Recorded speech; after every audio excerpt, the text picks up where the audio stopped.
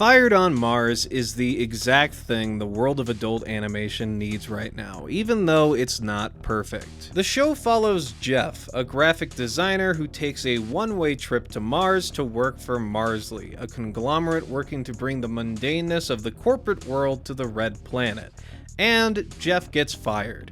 Jeff then has to find his place on Mars, either within the corporate world or somewhere else. Jeff as a character is lost and is left feeling purposeless, and his journey across these 8 episodes leads to him growing and changing into someone unrecognizable. At the start of the first season, I really didn't like Jeff. He lacked confidence, direction, and backbone, but as the show carries on, he turned into someone that I was actively rooting for. There are little glimpses of the person Jeff is destined to turn into sprinkled throughout the first few episodes of the show, and that makes his transformation all the more satisfying. I've heard a lot of people say that they couldn't make it through the first 2 episodes of Fired on Mars, and I understand why people would think Jeff as a character was bound to stay the same throughout the entirety of the first season. Not many adult animated shows are actively developing their characters from season to season, choosing instead to go with an episodic format that resets the continuity with each episode. But Fired on Mars is far from the average adult animated show. Fired on Mars is a quiet, atmospheric, melancholy show that connected with me in a way that I haven't felt since seeing Office Space for the first time. I was easily able to relate to Jeff's struggles and frustrations with his job and his life. Anyone who has worked for a large corporation on a low level can relate to how lonely and stuck Jeff feels, and this makes him a great, relatable protagonist. However, if you're going into Fired on Mars expecting a typical adult animated comedy, you are going to be very confused. Fired on Mars relies on interactions between its characters, visual gags, and occasional social commentary for its comedy.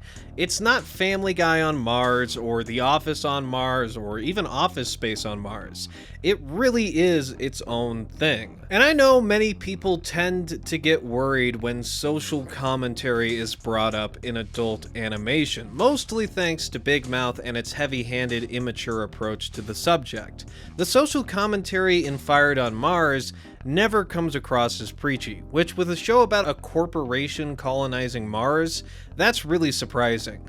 All of the easy jokes that could have been made about real-world things and people like Elon Musk or SpaceX or Amazon and really any other large corporation are instead replaced by interesting characters and well-crafted parodies of real-world things rather than real-world things themselves. This makes Fired on Mars fully self-contained, which is incredibly refreshing considering how many adult animated shows rely on referencing outside sources constantly for not only jokes, but entire storylines as well. So to see Fired on Mars go in the direction of making the entirety of their world their own, it's just beyond refreshing. And speaking of refreshing, the supporting cast is also incredibly good. All of the characters feel real and grounded, and a lot of this is thanks to the great voice performances and great character design. While it's not the most animated adult animated show around, I would still say the animation in this show is great. I just wish there were more moments for the animators to really show off what they can do. There's one fight scene in the second to last episode that really showcased the skill set of this team, and I'm hoping they get a chance in a second season to really flex their animating muscles. As for problems I have with Fired on Mars, the biggest issue would be the pacing. Some important supporting characters feel like they are rushed into the story. Without going into spoilers, there is an antagonist introduced in the second to last episode who seemed really interesting, but their role isn't really fully fleshed out in this first season. There's a lot of little things I would have tweaked when it comes to the storytelling, and honestly, most of the pacing issues and problems I have with the overarching story of Fired on Mars could have been fixed with just an additional episode or 2. But the show only had 8 episodes to work with, and they had to pick their battles, and so there are some aspects that feel rushed and not fully fleshed out.